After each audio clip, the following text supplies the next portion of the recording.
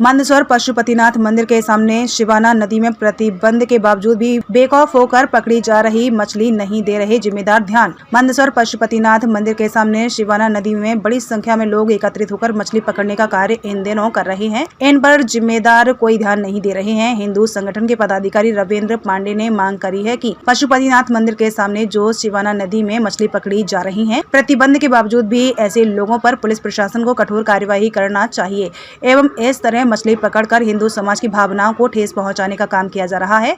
यह बताया गया कि सुबह से शाम तक यहां बड़ी संख्या में लोग एकत्रित होकर मछली पकड़ने सहित उनका शिकार करने का कार्य कर रहे हैं। मंदसौर के हिंदू नेता विनय दुबेला ने बताया गया कि इस तरह पशुपतिनाथ मंदिर के सामने प्रतिबंध के बावजूद भी मछलियों को पकड़ने का काम किया जा रहा है। ऐसे लोगों पर प्रशासन को कठोर कार्यवाही करनी चाहिए।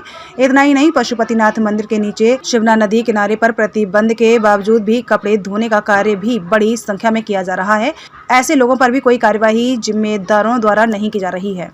लगातार मच्छी पकड़ने का काम किया जा रहा है पशुपतिनाथ की शिवना नदी में। निश्चित रूप से मंदसौर की माटी के माध्यम से मुझे अभी ज्ञात हुआ है कि मंदसौर की अष्टमुखी की नगरी में जो शिवना नदी है, पवित्र नदी है, उस पर मछली पालन पर प्रतिबंध लागू है।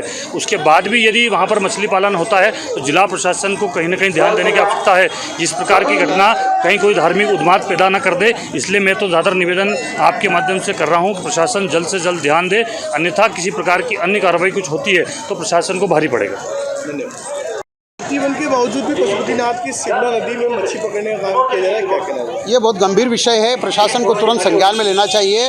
और ये कई बार माँ रहने वाले लोग जो है मछलियाँ मारते हैं, ये धार्मिक भावनाओं को आहत करते हैं। वहाँ श्रद्धालु जाते हैं, दर्शन करते हैं, और ये इतना बड़ा पाप मछली मारने वाले कर रहे हैं। इनके खिलाफ सख्त कार्रवाई होना चाहिए, पुलिस केस बनना चाहिए और प्रशासन को सख्ती से इनके एक्शन होना चाहिए। धन्यवाद।